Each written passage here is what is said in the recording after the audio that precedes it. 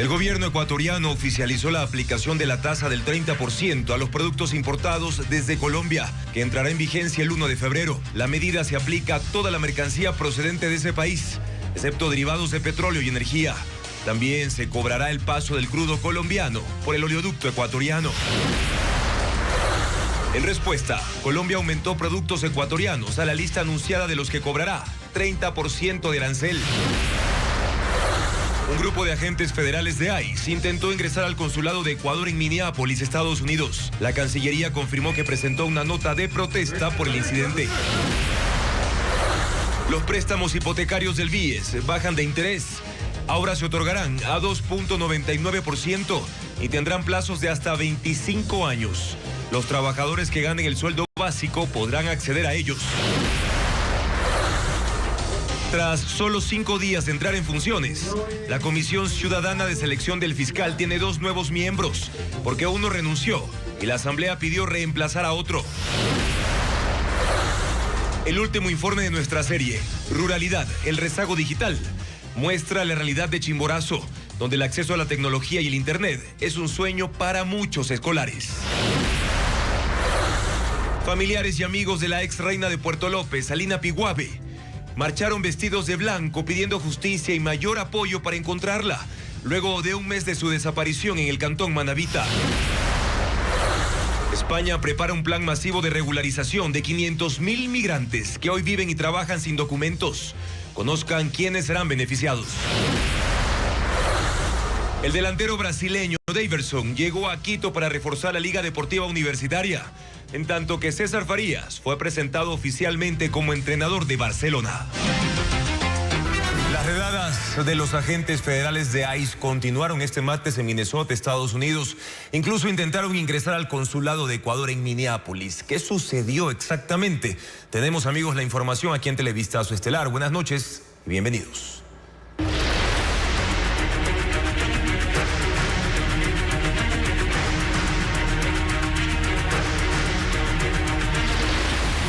Migración. Redadas fuera de control. El hecho fue grabado por un funcionario del consulado. La Cancillería ecuatoriana se refirió al tema en un comunicado y Estefanía Arias habló con una ecuatoriana testigo de lo ocurrido. Veamos. El video fue grabado desde el interior del consulado de Ecuador en Minneapolis, Estados Unidos. En él, uno de sus funcionarios nota que un agente del Servicio de Inmigración y Control de Aduana, ICE, estaba forcejeando la puerta como queriendo ingresar a la sede, que goza de inmunidad diplomática. El funcionario enseguida bloqueó su paso.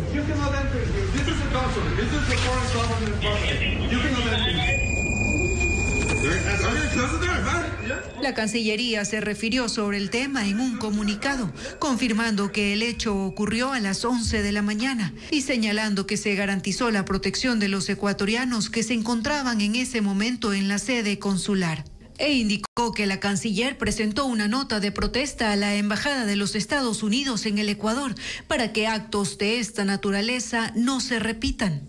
Un hecho que ha alarmado a la comunidad de migrantes. Una ecuatoriana que reside en ese estado reveló a Televistazo los minutos de terror que se vivieron en el consulado. Contó que aunque los agentes federales no ingresaron a la sede diplomática, sí detuvieron a 3 ecuatorianos que estaban afuera. Tengo conocimiento de 3 personas. De los 3 que se llevaron, uno es menor de edad. Sí, 16 años. 16 años.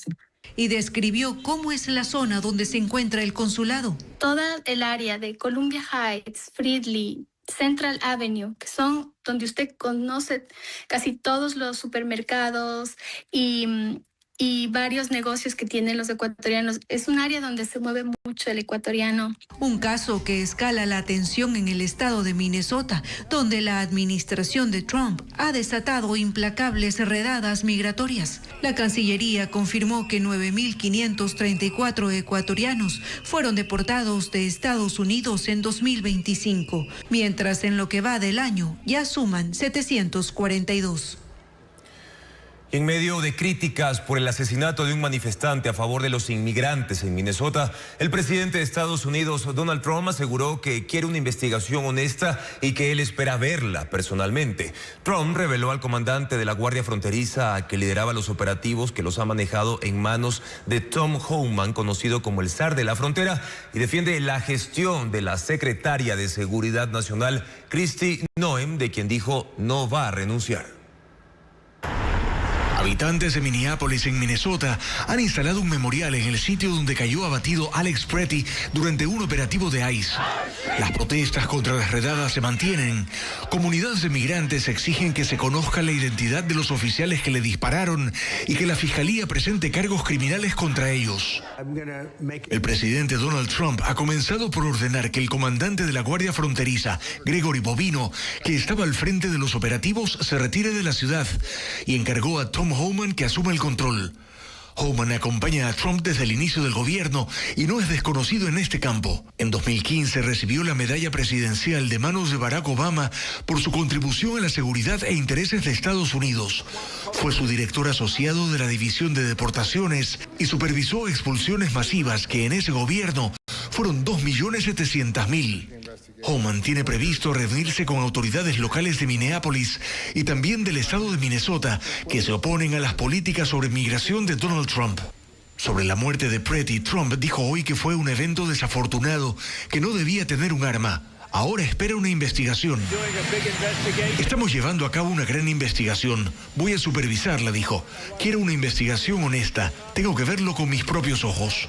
Cuestionado sobre si Kristi Noem, secretaria nacional de Seguridad, será separada del cargo, dijo que no. Que ella está haciendo un buen trabajo en mantener las fronteras seguras y que no hay más inmigrantes irregulares entrando en los Estados Unidos. Decenas de inmigrantes que están en un centro de detención en Texas protagonizaron una protesta en el patio de las instalaciones en el sur del estado. En ese punto están recluidos el ecuatoriano Adrián Alexander Conejo Arias y su hijo de 5 años, Liam Conejo Ramos, detenidos en Minnesota la semana pasada. Los manifestantes fueron captados por un dron de la agencia de noticias Associated Press y, según el reporte, pedían libertad para los niños, que los dejen ir y que sean tratados con dignidad.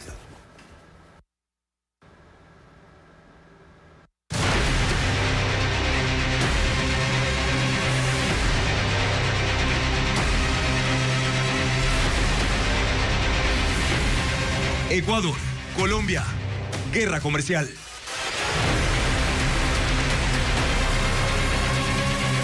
A menos de 5 días de que entre en vigencia la tasa del 30% a las importaciones colombianas, el gobierno ecuatoriano aclara que la medida aplicará a todos los productos procedentes de ese país, excepto los petroleros y energéticos. El ministro de Producción y Comercio Exterior insistió en que se trata de una tasa de seguridad cuyo objetivo es financiar el control de la frontera norte. María Gabriela Carpio con la noticia. El gobierno ya oficializó la aplicación de la tasa del 30% a las importaciones desde Colombia, que entrará en vigencia el 1 de febrero. Lo hizo mediante la resolución difundida este martes por el Servicio Nacional de Aduana del Ecuador. A diferencia de Colombia, esta resolución no establece una lista detallada de productos, sino que aplica a todos los bienes no petroleros ni energéticos que ingresen desde el país vecino. Así lo confirmó el ministro de Producción y Comercio Exterior, Luis Alberto Jaramillo. Pueden ser industriales, pueden ser agrícolas, pueden ser bienes de capital, pueden ser insumos, etc. El documento advierte una omisión en los controles aduaneros de Colombia, que traslada costos y riesgos a Ecuador, y justifica la tasa del 30% como una medida de seguridad nacional para proteger la recaudación fiscal y la cadena logística. El alcance general de esta medida provoca incertidumbre en el sector productivo. Según FedExport, cerca del 47% de las importaciones no petroleras desde Colombia corresponde a insumos y materias primas que utilizan las empresas ecuatorianas para fabricar productos dentro del país. Entre los principales bienes importados importados desde Colombia constan cosméticos, productos farmacéuticos, vehículos y sus partes, así como plásticos y sus manufacturas. Frente a la expectativa de estos sectores, el ministro aseguró que la medida no busca afectar al comercio ni a la producción, sino presionar por mayor control en la frontera norte, y reiteró que será temporal. No queremos que sea permanente, es más, no va a ser permanente porque tiene que haber alguna respuesta contundente de parte del gobierno de Colombia, de que van a apoyarnos en los controles. No hay comercio sostenible si no hay control en fronteras. Pese a la incertidumbre que ha creado esta situación, el ministro se muestra confiado. Es más, asegura que a lo mejor la tasa anunciada ni siquiera llegue a aplicarse, que todo depende de mantener abiertos los canales de diálogo. Confiamos de que de aquí para allá tengamos una respuesta. O sea, el 1 de febrero va. Si no hemos llegado a un acuerdo, la verdad la vamos a aplicar. Pero si es que llegamos a un acuerdo el 2 la levantamos. El escenario para ese diálogo podría darse fuera del país. Sin embargo, todavía no se han confirmado encuentros oficiales. Y este martes el presidente Daniel Noboa reiteró la falta de colaboración de Colombia contra el crimen organizado. En su cuenta de la red social X escribió que es un problema de carácter regional y que el narco opera desde territorios vecinos. Señaló que para Ecuador ha sido una lucha incansable y que hoy tenemos a alias Pipo, Fénix y Viche tras las rejas, todos con identidad colombiana y con nexos en ese país. Añadió que Fito, hoy extraditado a Estados Unidos, entraba y salía del país vecino desde donde controlaba las redes criminales que operaban en Ecuador. Así se pronunció horas antes de su viaje a Panamá al Foro Económico Internacional, evento al que también va a asistir el presidente Gustavo Petro. Y profundizando en este tema del impasse entre ambos países, Ecuador aumentó la tarifa por transporte de crudo colombiano de 3 a $30 por barril. El gobierno de Gustavo Petro reaccionó al anuncio que se suma a una escalada de tensiones entre ambas naciones. Diego Puente con más detalles de esta decisión del gobierno ecuatoriano. Colombia reaccionó al alza de tarifas para transportar sus 300.000 barriles de crudo cada mes por oleoductos ecuatorianos. La mañana de este martes, el ministro de Minas y Energía de ese país, Edwin Palma, calificó a la medida como una nueva agresión a su pueblo, en medio de la escalada de tensiones entre ambos gobiernos. El presidente de la República dijo que está abierto al diálogo para hablar de todos los temas, incluyendo ese que se ha vuelto ya una excusa, que es el tema del narcotráfico. Sin embargo, la respuesta del gobierno ecuatoriano es nuevamente hoy una agresión. Invito al pueblo colombiano a rodear a nuestro país. El Ministerio de Minas y Energía de Colombia emitió un comunicado en el que indica que se elevó unilateral y arbitrariamente el precio de transporte por barril de $2.50 a $30, violando nuevamente compromisos adquiridos como el acuerdo del 13 de febrero del 2011, afectando principalmente a pequeños productores de crudo del suroriente. La Agencia de Regulación y Control de Hidrocarburos de Ecuador emitió el 23 de enero la resolución con la nueva tarifa, que se aplica al crudo transportado por el sistema de oleoductos transecuatoriano SOTE, que concentra la mayor parte de transporte de petróleo colombiano.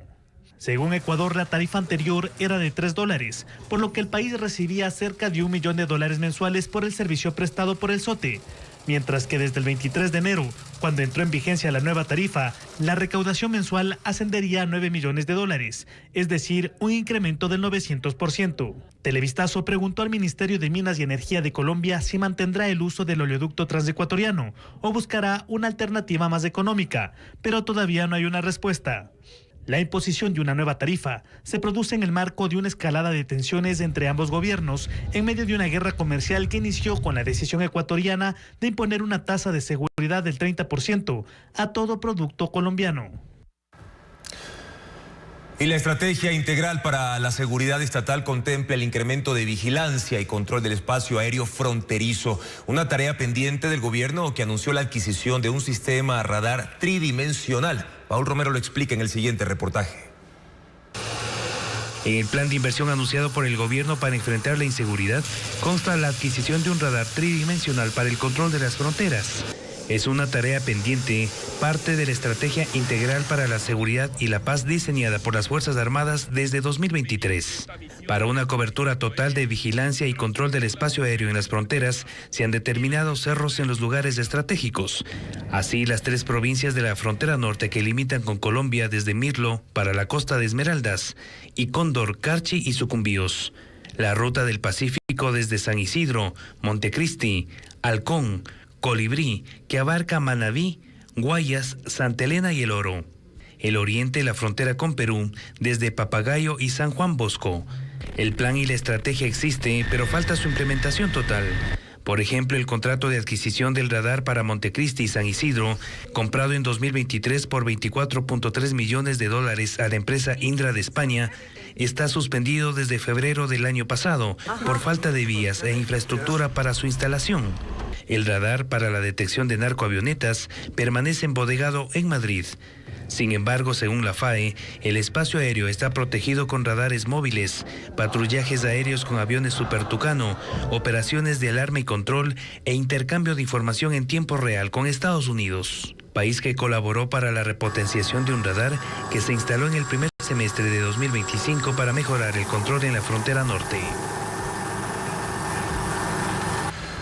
Sí, precisamente el gobierno colombiano ya reaccionó a la decisión de Ecuador de aumentar en 900% el costo del transporte de crudo de ese país y ha anunciado hace pocas horas que prevé imponer el arancel del 30% a más productos ecuatorianos. Es decir, que a esa lista se incluyen productos adicionales de lo que ya había anunciado la semana anterior el presidente de Colombia, Gustavo Petro. Esta medida entrará en vigencia a partir del 1 de febrero, pero en los próximos minutos tendremos un informe en vivo desde Bogotá sobre esta nueva decisión en represalia por parte del gobierno colombiano. Y volvemos con otros temas para contarles que el presidente Daniel Noboa anunció la reducción de la tasa de interés para créditos hipotecarios de hasta $50.000, quedando en 2.99%. Patricio Díaz explica cómo se podrá acceder a ese beneficio del Banco del Instituto Ecuatoriano de Seguridad Social, el BIES.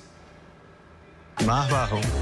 El presidente Daniel Noboa hizo el anuncio en sus redes sociales. Será del 2.99%. El Banco del Instituto Ecuatoriano de Seguridad Social bajará en 2 puntos la tasa de interés en créditos hipotecarios para primera vivienda.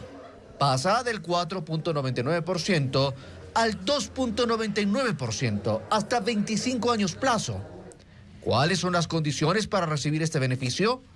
La casa deberá costar máximo $50.000, ser nueva y de primer uso, tener más de una habitación. El afiliado deberá tener mínimo 36 aportaciones, 13 consecutivas. Sus ingresos familiares no pueden superar los $1.527. Según el gerente del banco, quienes ganan el salario básico podrían acceder a este préstamo. El sueldo es 482.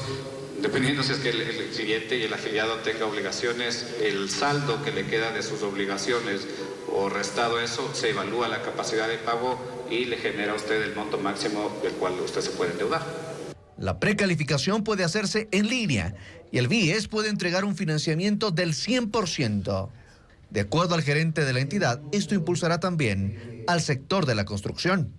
La economía ecuatoriana tendrá una dinamización importante, puesto que los préstamos hipotecarios son una de las mayores fuentes de inyección de liquidez del sector de la construcción y sus encadenamientos. De acuerdo a los representantes del banco, la reducción de la tasa no afecta a los rendimientos que venían teniendo por los créditos. El BIES a nosotros nos solicita un rendimiento de mínimo 8.36% y hoy en día estamos muy por encima de eso. El BIES espera colocar en este tipo de créditos al menos $100 millones este año. En 2025, la entidad llegó a las 260.000 operaciones en créditos hipotecarios, lo que significan $12.237 millones. A víspera de la audiencia de juicio contra el alcalde de Guayaquil, Aquiles Álvarez, y otras 21 personas, la parte acusatoria denuncia una presunta dilatación del proceso judicial, mientras que la defensa de Álvarez asegura que es una cortina de humo por parte del gobierno. Diego Cuenca describe las diferencias a pocos días del juicio que será este sábado en Quito. ¿Cómo está, Lenin? Buenos días. El director de la Agencia de Regulación y Control de Hidrocarburos, ARCH, denunció públicamente una supuesta estrategia para dilatar el juicio del caso AAA, donde el alcalde de Guayaquil, Aquiles Álvarez, y otras 21 personas están procesadas por tráfico de combustible. Han sido 13 audiencias fallidas en las cuales los abogados de los procesados han buscado todos los mecanismos posibles para dilatar la realización del juicio. Han hecho cambios de último momento, les han renunciado 24 horas antes de la audiencia, han tenido enfermedades reiteradas, han tenido problemas de hemorroides, han tenido problemas molares, les ha dado neumonía, les ha pasado de todo. La audiencia de juicio será este sábado 31 de enero en Quito, luego de que el pasado 24 de diciembre no se realizó porque los abogados de una empresa implicada y de uno de los procesados no asistieron porque presentaron certificados médicos de que estaban enfermos. La defensa de Aquiles Álvarez rechaza esas acusaciones. Yo asumí la defensa en mayo de 2025.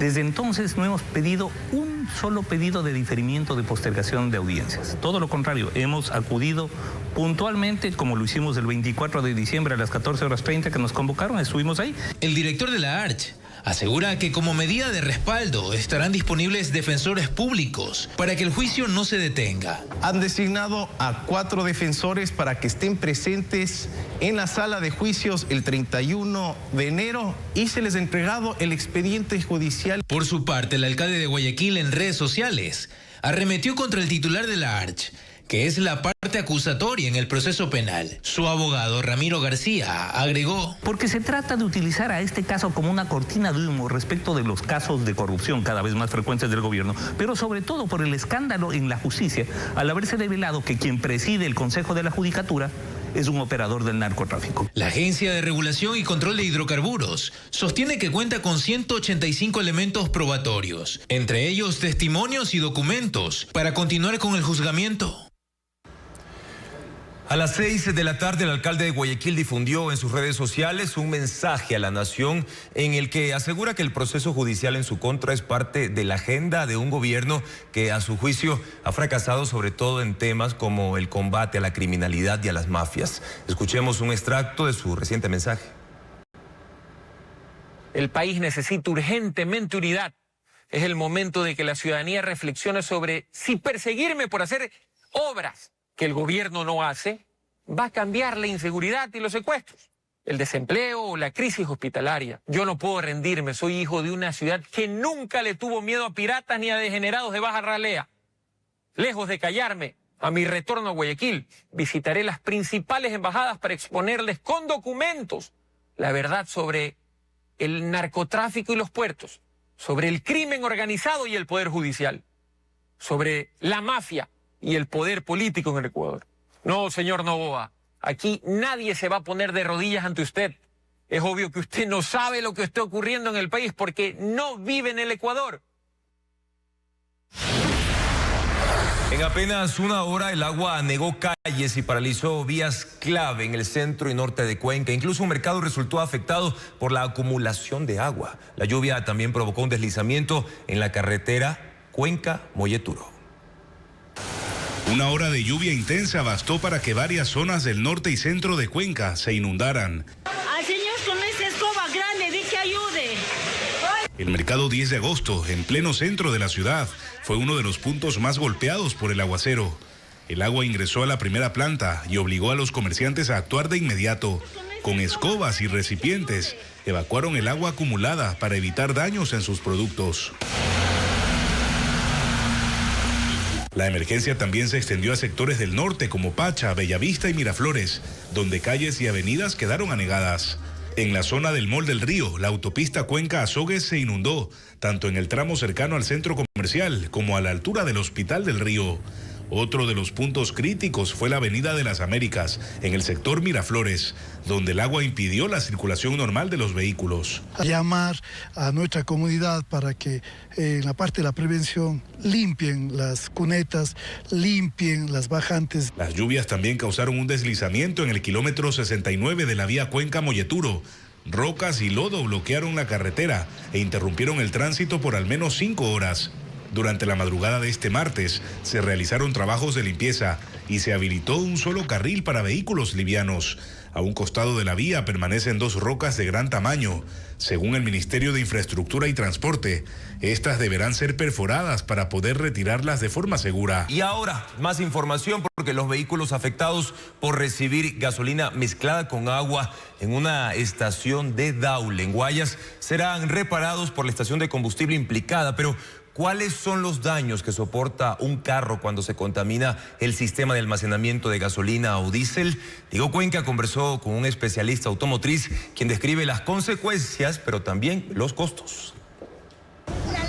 Cuando a un vehículo le introducen gasolina mezclada con agua, el problema aparece minutos después del primer arranque. Se me apagó y ya no me quiso prender. Inicialmente, 12 personas reportaron que eso les ocurrió el lunes, en una estación de la parroquia La Aurora del cantón Daule en Guayas. Pero la Agencia de Regulación y Control de Hidrocarburos verificó que solo 8 conductores presentaron sus facturas de consumo y el comprobante de que sus carros sufrieron daños. Y la gasolinera asumirá los costos de esos clientes. Un especialista automotriz de la Escuela Superior Politécnica del Litoral ESPOL explica que cuando el tanque de combustible se contamina, los componentes electromecánicos se dañan, como la bomba que traslada la gasolina hacia el motor, o los inyectores que controlan la cantidad adecuada de gasolina o diésel que ingresa al motor. Hablamos de un carro pequeño, digamos de gasolina, podría estar oscilando una limpieza de tanque de combustible, cambio de filtros, en unos $200, $300. Incluso daño de la bomba de inyección,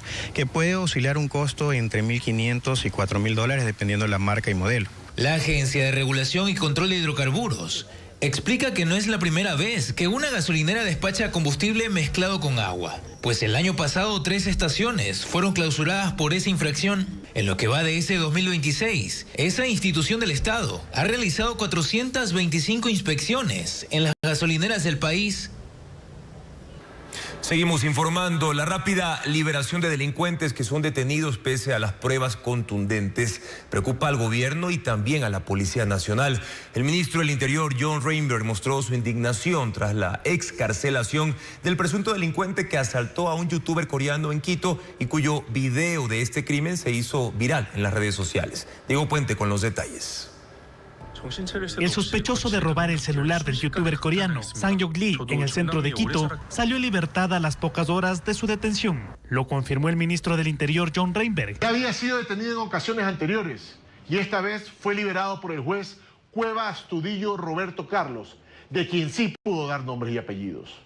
Este sujeto tiene en su prontuario 3 antecedentes por robo y tráfico de drogas desde el 2017. Luis Javier T. fue detenido el 23 de enero por otro delito, microtráfico de drogas, cuando policías lo encontraron con 24 fundas de marihuana. En las investigaciones se conoció, según los agentes, que participó del robo al youtuber extranjero, hecho sucedido en octubre, cuyas imágenes se viralizaron en el país la última semana. Seamos claros, no es un error procesal, es una traición al país. El ministro exigió a las autoridades judiciales coherencia para combatir la inseguridad y dijo que quien libera a los delincuentes se convierte en cómplice. En otro caso, en Pasaje, en El Oro, fue asesinado un trabajador de una gasolinera que había sido asaltada horas antes. El personal de la gasolinera ayudó a capturar a uno de los asaltantes y otro murió abatido en un enfrentamiento con la policía. Esa misma noche, delincuentes volvieron al sitio y asesinaron al empleado. La policía indicó que el motivo era la venganza.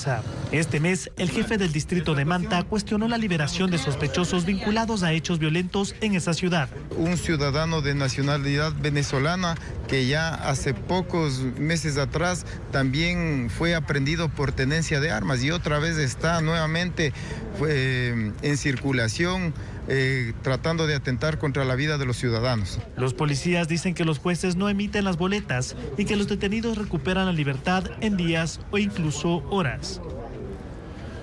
5 miembros de una familia fueron asesinados la madrugada de este martes en General Villamil Playas, en Guayas. Según las autoridades, una docena de hombres armados llegaron al barrio La Cristalina en una camioneta y atacaron a esta familia, dejando además 4 heridos, entre ellos a un niño de 12 años. Habitantes de esa zona revelaron que la familia era comerciante y fue acribillada cuando iba a abrir un local de venta de comida.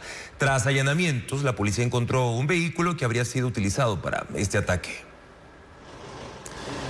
Y se cumple un mes de la desaparición de la ex reina de Puerto López, Alina Piguave, un hecho que está asociado con la ola de violencia que motivó a las autoridades a intervenir esa localidad del sur de Manabí. Hoy la familia de la joven organizó una marcha. Veamos. Vestidos de blanco y alzando carteles con fotografías, los familiares de Alina Piwabe recordaron que desde hace un mes no tienen noticias de la joven de 19 años. Sus padres encabezaron un recorrido de cerca de media hora desde el Parque Central de Puerto López, con paradas en la Fiscalía y en la Policía, donde pidieron mayor apoyo para intensificar la búsqueda. No contestan los teléfonos los que llevan el caso de mi hija. Y eso me da mucha pena. Alina Piwabe, quien fue reina de Puerto López, desapareció el 27 de diciembre en Salango, donde había acudido a un velorio. Fue el mismo fin de semana en el que se registraron 9 asesinatos atribuidos a la disputa de territorio entre organizaciones criminales. Esa escalada de violencia motivó una intervención de seguridad en la zona y sobre los resultados de esas operaciones se solicitó información a la gobernación de Manabí, que lidera la Mesa de Seguridad Provincial, pero la respuesta fue que se debe esperar la próxima reunión prevista para esta semana. No obstante, con base en los datos de los primeros 15 días de operativos, se ejecutaron más de 30 allanamientos y se mantuvo patrullaje permanente en esa localidad de 25.000 habitantes, cuya economía depende de la pesca, el turismo y el comercio. Actividades que se han retomado con cautela y que aún no logran recuperarse. Pese a la alta afluencia de visitantes durante el feriado de Año Nuevo, el flujo turístico cayó tras el hallazgo de 5 cabezas humanas en la zona norte de la playa. Posteriormente, fueron encontrados 2 cuerpos en estado de descomposición. En total son 7 crímenes los que se han registrado en la localidad en lo que va de enero.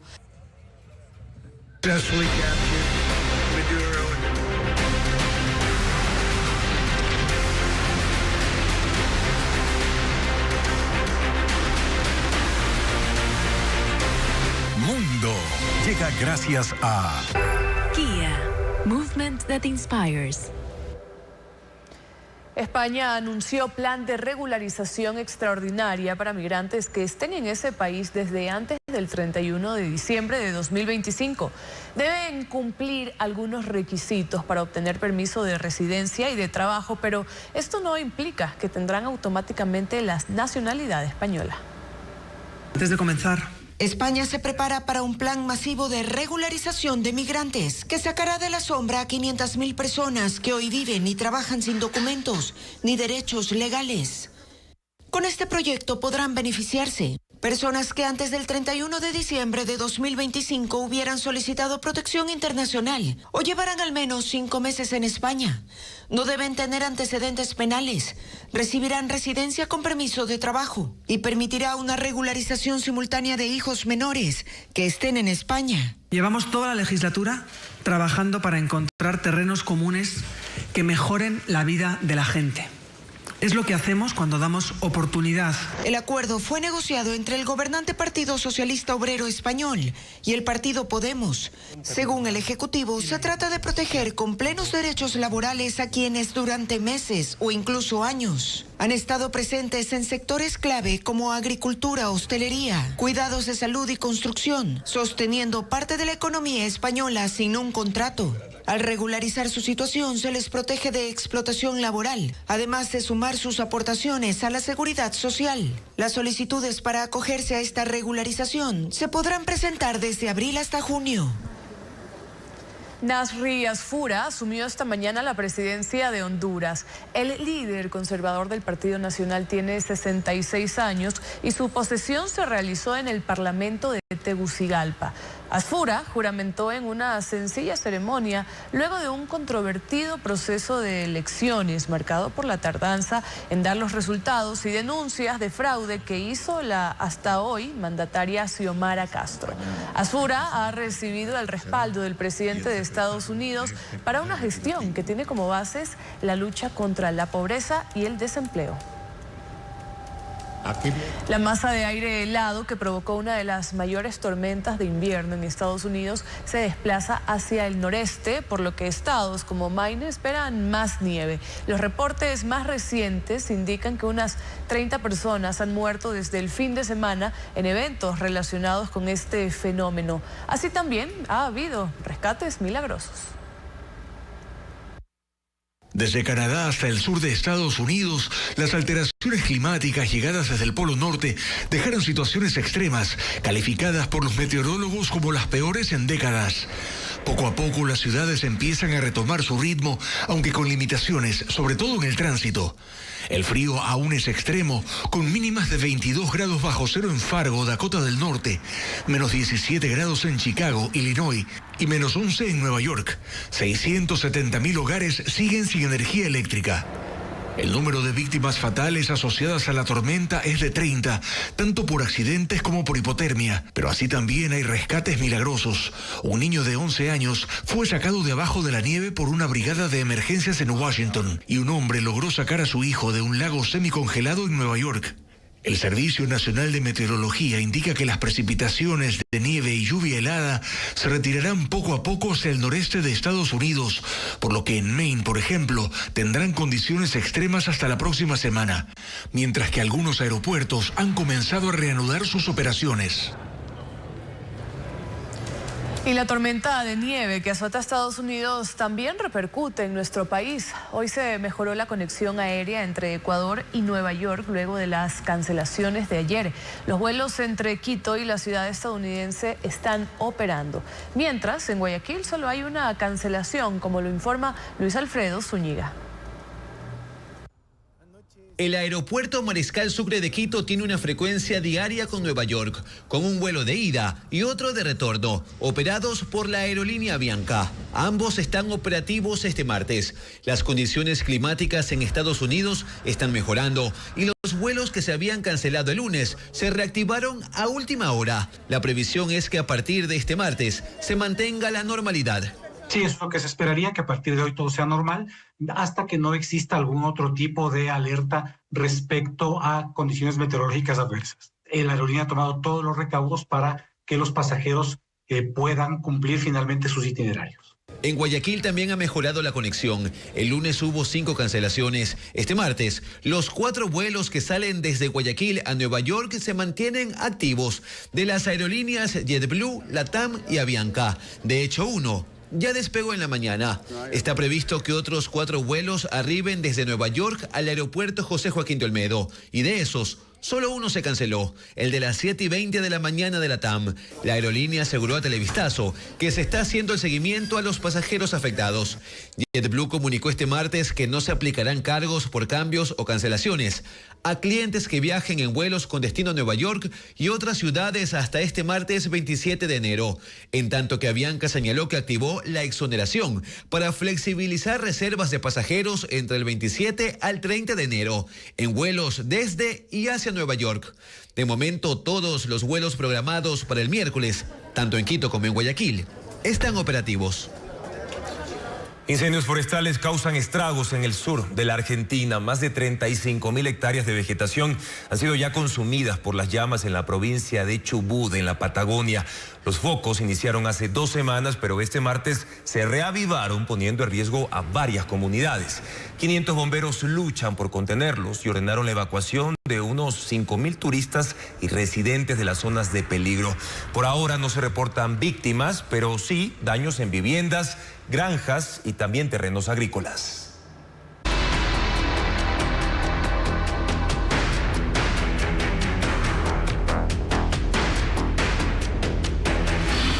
Ruralidad. El rezago digital.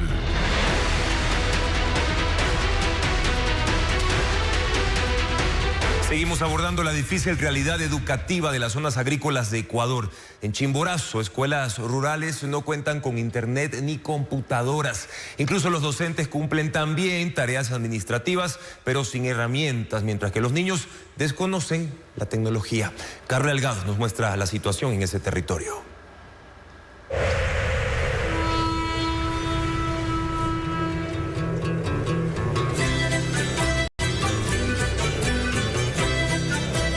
En las comunidades más alejadas de Chimborazo, donde sus habitantes enfrentan diariamente la pobreza, la brecha tecnológica se profundiza. En las escuelas esta realidad se traduce en limitaciones evidentes que afectan el acceso al desarrollo digital de niños y adolescentes. En esta escuela intercultural bilingüe no cuentan con servicio de internet. La señal es prácticamente nula. Una situación con la que deben lidiar a diario los docentes, quienes están obligados a llenar guías, responder correos electrónicos y cumplir con otras actividades administrativas, sin contar con las herramientas básicas. En la institución son pocos los niños que saben manejar un computador. Algunos sí saben, tienen en las casas, así, pero aquí, trabajar ellos con cada uno con su laptop, con sus o portátiles, no. Es triste, señala un maestro, porque esta carencia limita desde ahora sus posibilidades a futuro.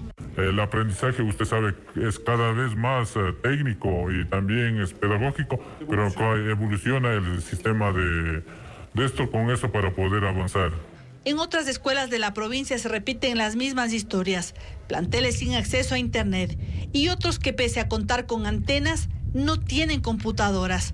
En algunos casos los equipos existen pero permanecen arrumados en bodegas porque ya no funcionan. El abandono estatal en las escuelas rurales va incluso más allá. Padres de familia relatan que los libros del Ministerio de Educación fueron entregados recién en diciembre, 3 meses después de iniciado el año lectivo. Y recién hoy día está trayendo el señor rector. Y eso es la mala voluntad. Lo mismo ocurrió con los uniformes escolares. Si ni siquiera acceden oportunamente a estos recursos básicos, señalan, resulta más lejano pensar en modernización y en procesos de digitalización para sus hijos.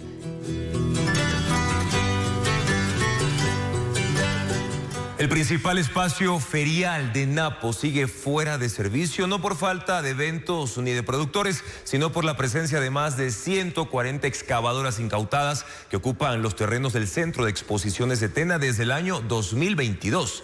Elizabeth Quesada informa que las pérdidas, según la prefectura, bordean los $4 millones. 4 años después del operativo contra la minería ilegal en Yusupino, 141 excavadoras incautadas siguen ocupando el Centro de Exposiciones de Tena. Su presencia impide el uso del recinto y mantiene paralizado lo que durante años fue el principal espacio ferial de la provincia de Napo. El bloqueo afecta de manera directa a alrededor de 500 familias de agricultores, ganaderos y emprendedores que tenían en este lugar su principal vitrina comercial. Antes, el Centro de Exposiciones acogía al menos 5 eventos al año, 4 ferias amazónicas y una feria nacional, con la participación de productores de 25 ciudades y una afluencia cercana a los 5.000 visitantes por evento. El Centro de Exposiciones es manejado por la Prefectura de Napo, el municipio de Tena y el Centro Agrícola. Hace un año presentaron una acción de protección para desalojar el recinto, pero fue negada. Desde la Fiscalía se ha informado que las excavadoras no pueden ser movidas porque forman parte de un proceso en investigación. Y según lo previsto, recién este jueves 29 de enero se hará la audiencia de formulación de cargos. La prefectura sostiene que las pérdidas económicas acumuladas por la paralización de las ferias durante estos 4 años ascienden a $4 millones. Nos preocupa estos temas, que no hay una respuesta inmediata por parte de las autoridades correspondientes para que se pueda desalojar. La Cámara de Comercio de Tena también cuestiona la falta de una solución que permita a los productores recuperar su espacio de exhibición. A esas maquinarias que no hacen nada. Francamente, nosotros estamos desesperados el movimiento económico, porque ese era un desenvolvimiento que daba prioridad a la economía de nuestro cartón y nuestra provincia.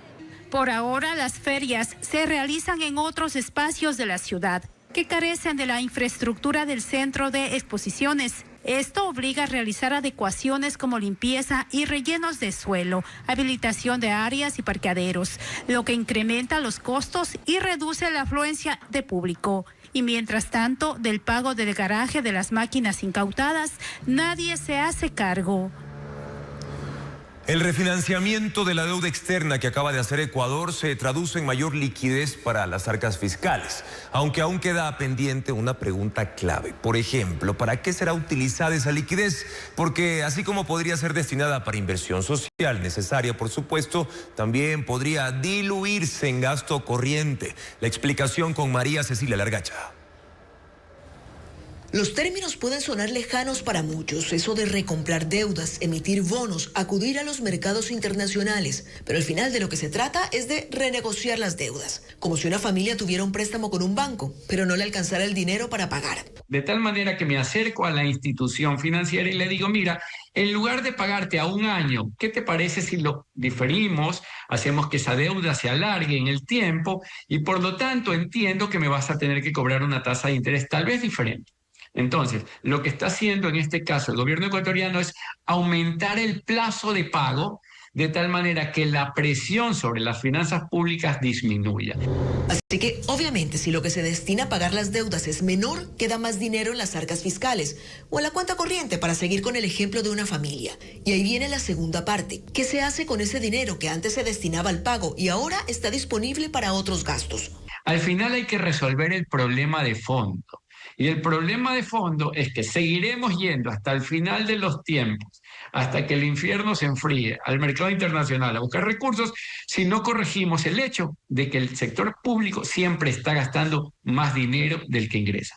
Él, como muchos otros analistas, ha recibido la noticia de esta renegociación con buenos ojos, porque el solo hecho de que Ecuador haya logrado volver a los mercados internacionales después de 7 años ya demuestra un buen manejo macroeconómico. De hecho, esta es la mayor emisión de bonos en la historia del país, $4.000 millones.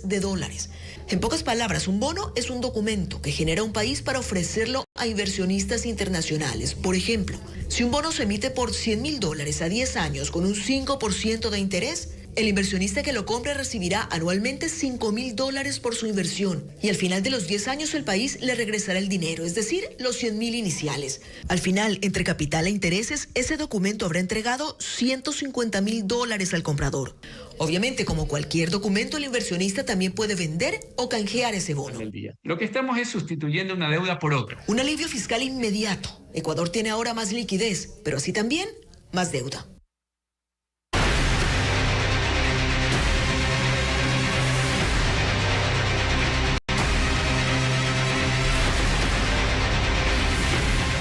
Ecuador, Colombia, guerra comercial.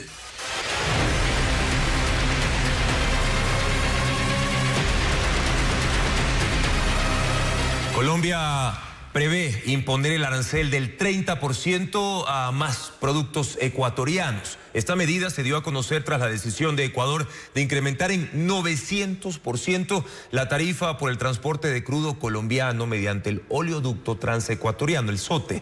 Saludamos a Luis Eduardo Maldonado, nuestra cadena aliada Caracol Noticias, para conocer más acerca de esta resolución. Luis Eduardo, ¿qué se conoce sobre este tema? Bueno, mire, pues hubo una reunión de 13 ministros del gobierno, la ministra de Relaciones Exteriores, la ministra de la Economía y la ministra de Minas y Energía. Ellos han denunciado falta de voluntad del gobierno ecuatoriano para llegar a una mesa de diálogo y tratar de superar el impasse por las diferencias económicas, por la imposición de aranceles por parte del gobierno de Daniel Noboa.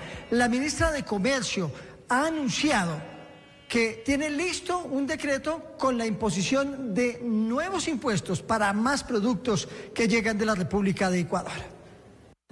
Y es la imposición también de manera recíproca del 30% a 23 productos ecuatorianos y sus subproductos. Igualmente, hoy estamos contemplando otro decreto que va a contemplar otro tipo de productos provenientes del Ecuador, también una imposición del 30% de aranceles, de tal manera que busquemos ese equilibrio comercial. Entonces invitamos al gobierno de Ecuador a que de manera conjunta revisémonos la imposición de este gravamen al transporte de crudo desde el suroccidente del país, habilitar el paso y el paso de San Miguel de tal forma que se pueda exportar todo este crudo que está retenido allí ante esta restricción de carácter terrestre, viéndonos obligados a transportar el crudo a través de carrotanques.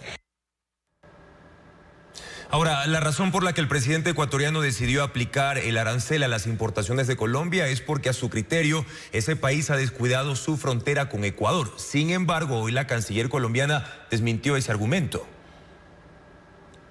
Claro que sí, mire, el gobierno colombiano dice que Ecuador no ha tenido en cuenta los resultados de Colombia en materia de lucha contra el narcotráfico, en materia de incautación de drogas ilícitas y en materia de la seguridad que se viene adelantando en la zona fronteriza. Pero el gobierno no ha especificado cuáles son los productos que llegan de Ecuador que van a ser sometidos a un nuevo arancel. Lo que sí se sabe es que el decreto ya está publicado, lo bajan el próximo viernes, lo sanciona el presidente Gustavo Petro y entra en vigencia. Es decir, que podría estar a partir del próximo lunes la nueva imposición arancelaria de Colombia para productos del Ecuador. Luis Eduardo, ¿y ya se tienen precisiones de la nueva lista de productos a los que se les aplicará los nuevos aranceles del 30%?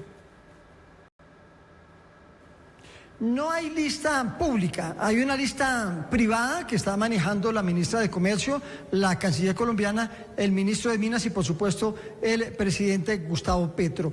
No hay lista pública, pero hay una frase que ha dejado en el ambiente la ministra de Comercio Exterior y es que esto no es decisivo. Si hay un diálogo con Ecuador, estas medidas pues no necesariamente tendrían que ser aplicadas. Bueno, y pendientes porque hay otra posibilidad de que mañana en Panamá se realice una reunión entre el presidente Gustavo Petro y el presidente del Ecuador, pero aún no hay nada confirmado. Estamos pendientes en caso de que haya acercamiento entre ambos mandatarios, tanto de Colombia como de Ecuador. Gracias a Luis Eduardo Maldonado, nuestra cadena aliada Caracol Noticias, por ese informe desde Bogotá, tras esta decisión de incluir a más productos ecuatorianos por parte de Colombia en la decisión de aplicar un arancel del 30% también desde el próximo 1 de febrero. Y el Consejo Consultivo Empresarial Andino expresó su preocupación por los impactos económicos que dejarían las medidas anunciadas entre Ecuador y Colombia. En ese marco, el presidente pro tempore del Consejo, Juan Carlos Navarro, señaló que durante el Foro Económico de la CAF se promoverá un espacio de diálogo. Informa Luis Alfredo Zúñiga. La Comunidad Andina de Naciones, integrada por Ecuador, Colombia, Perú y Bolivia, cuentan con un Consejo Consultivo Empresarial, integrado por los principales gremios del sector productivo de estos 4 países.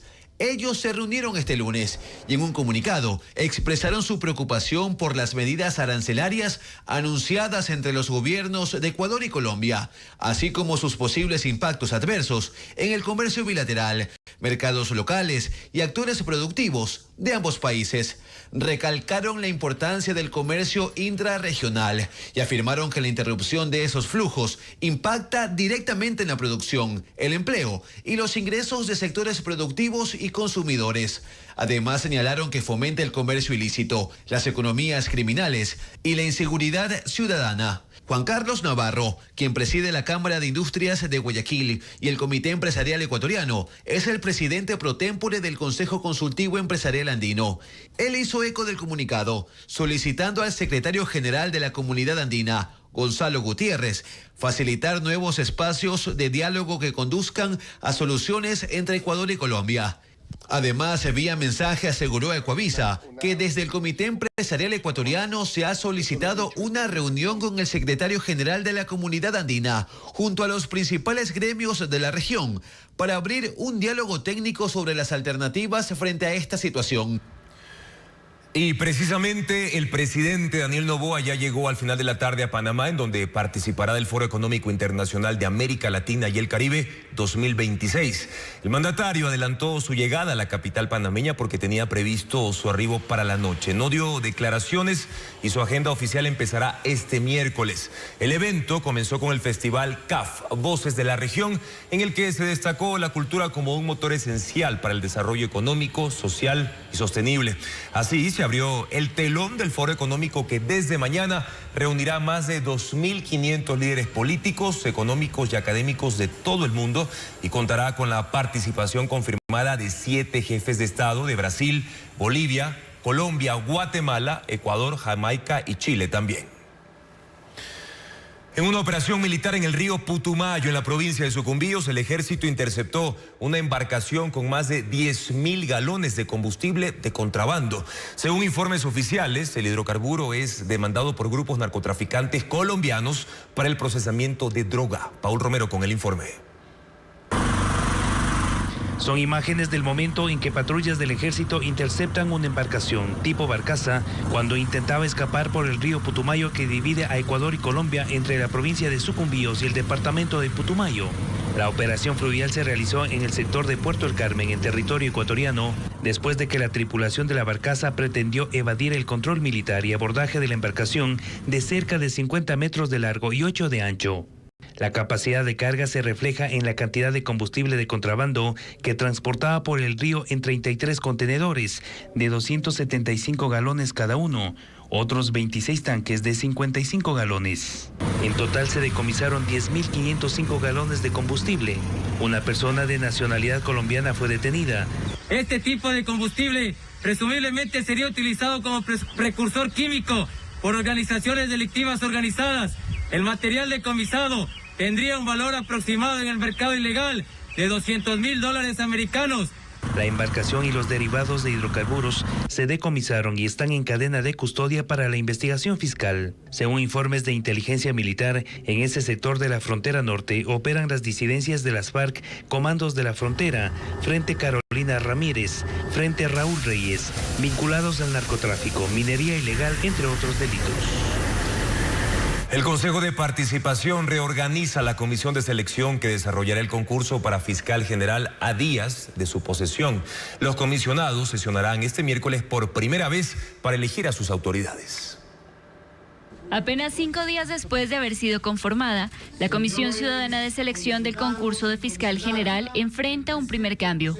Tras el pedido de la Asamblea Nacional para tener un nuevo representante y también por la renuncia de la delegada del Ejecutivo, Silvana Ramírez por el Legislativo y David Flores Brand por la Presidencia, asumen funciones como comisionados titulares. Un giro inesperado e inusual que se suma a los cuestionamientos por falta de requisitos y conocimientos de los comisionados. Es un tema de falta de idoneidad, pero si es que no, empiezan nuevamente a surgir las suspicacias de por qué se están haciendo estos cambios. ¿Tenían algún tipo de impedimento para poder ser parte de la Comisión Ciudadana de Selección? ¿Existió algún tipo de cambio en la postura del Ejecutivo y el Legislativo al respecto de quién quiere tener estas dos entidades dentro del concurso? La posesión de los comisionados fue el pasado jueves 22 de enero. De acuerdo a Espinel, llamó la atención que pese a que el reglamento estipula que su primera sesión de trabajo debió ser 24 horas después, hasta el momento no han sesionado. Y pues claro, ahora encontramos la respuesta, la salida de 2 delegados de funciones del Estado. Parecería ser que esto responde a algún interés, a alguna necesidad de acuerdos políticos previos que quizás no se están logrando. La Fundación Ciudadanía y Desarrollo dio a conocer que el nuevo representante del Ejecutivo es el actual viceministro de Desarrollo Económico y la delegada del Legislativo fue coordinadora de protocolo en la Asamblea Nacional. Esto es algo que no podemos evitar. Lo que sí es importante es recordarle, actuar con responsabilidad e independencia. Ese es el deber ser. El Legislativo y el Ejecutivo deberán enviar al Consejo de Participación un nombre adicional para los comisionados suplentes. Luego de 2 días de inducción y capacitación, la Comisión Ciudadana de Selección sesionará este miércoles para elegir a sus autoridades. El agua ya no alcanza en Pujilí, con solo 2 vertientes activas, pozos que no superan el 20% de operatividad y un caudal insuficiente. El sistema no cubre la demanda del cantón y en varios sectores el servicio llega racionado. Sandy Espinosa con la situación. Las vertientes que durante 5 décadas abastecieron de agua al cantón Pujilí en Cotopaxi se están secando. La escasez de lluvias, el crecimiento urbano sin planificación y un sistema al límite configuran una crisis que ya se siente en los hogares. La empresa pública de agua potable y alcantarillado EPAPAP debe abastecer a 30.000 usuarios. Sin embargo, el suministro depende únicamente de 2 fuentes superficiales y de 4 pozos profundos cuya operatividad no alcanza ni el 20%. Los reservorios se ven así, vacíos. Pujilí está en jaque. Tenemos en la realidad no más de 22 a 23 litros por segundo. Necesitaríamos entre 100 y 120 litros por segundo.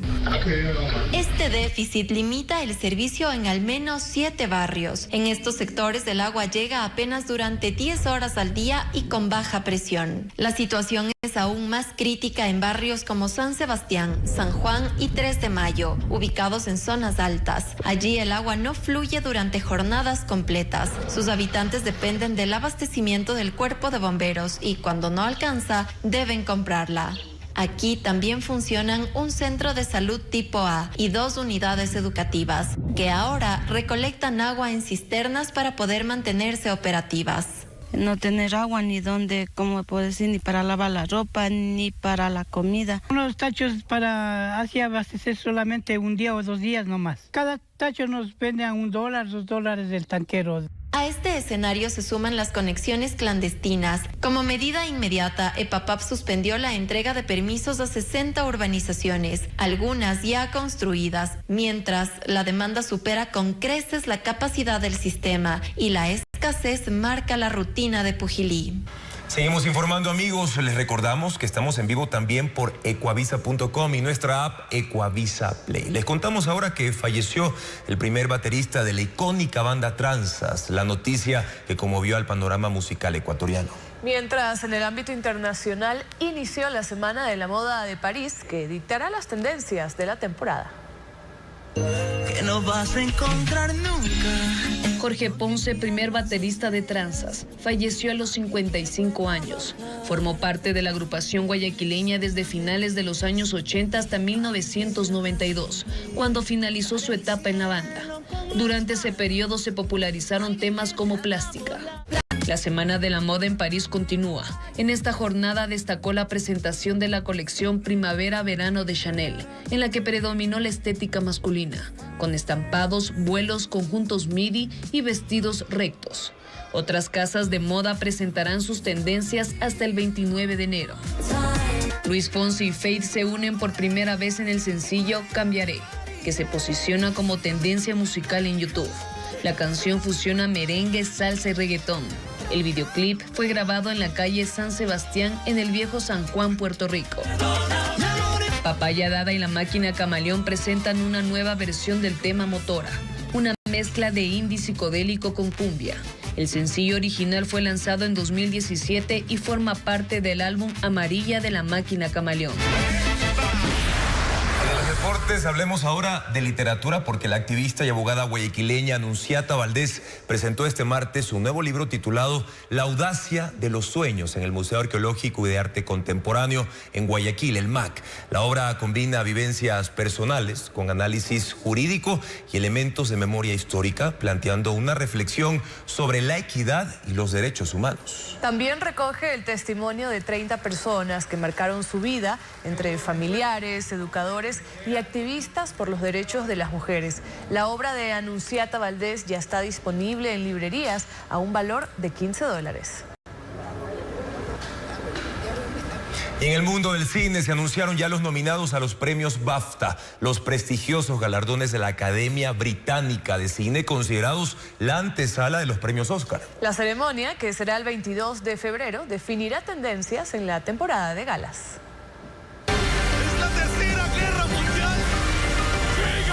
Una batalla tras otra lidera las nominaciones de los premios BAFTA con 14 candidaturas, entre ellas Mejor Película, Mejor Actriz de Reparto y Mejor Director. Le sigue Sinners o Pecadores, el filme de terror ambientado en Mississippi en los años 30. Mejor hay que entrar. La categoría Mejor Película también compiten Hamnet, Marty Supreme y Valor Sentimental. Como Mejor Actriz están Jessie Buckley por Hamnet, Kate Hudson por Song Blue, Nat Rames por Valor Sentimental y Emma Stone por Bugonia. Por actor, Timothée Chalamet por Marty Supreme, Leonardo DiCaprio por Una batalla tras otra, Ethan Hawke por Blue Moon y Michael B. Jordan por Sinners. Como Mejor Director, Yorgos Lanthimos, Chloe Zhao, Josh Safdie y Paul Thomas Anderson. Los BAFTA son los galardones de la Academia Británica de Cine, considerados la antesala de los Oscar, y suelen marcar lo que será la temporada de entrega de premios. La ceremonia se celebrará el próximo 22 de febrero. Amigos, gracias por su sintonía. Mañana en Contacto Directo, Claudia López, candidata presidencial colombiana, para analizar la guerra comercial entre ese país y Ecuador. ¿Un conflicto innecesario? Además, Catherine Pasos, presidenta del Colegio de Ingenieros Eléctricos del Litoral, para hablar de la inversión privada en electricidad que está en manos ya de la Corte Constitucional, aún más necesaria ante el impasse con Colombia. Amigos, las noticias a toda hora, siempre en ecuavisa.com. Información verificada con el sello de Televistazo. Muy buenas noches.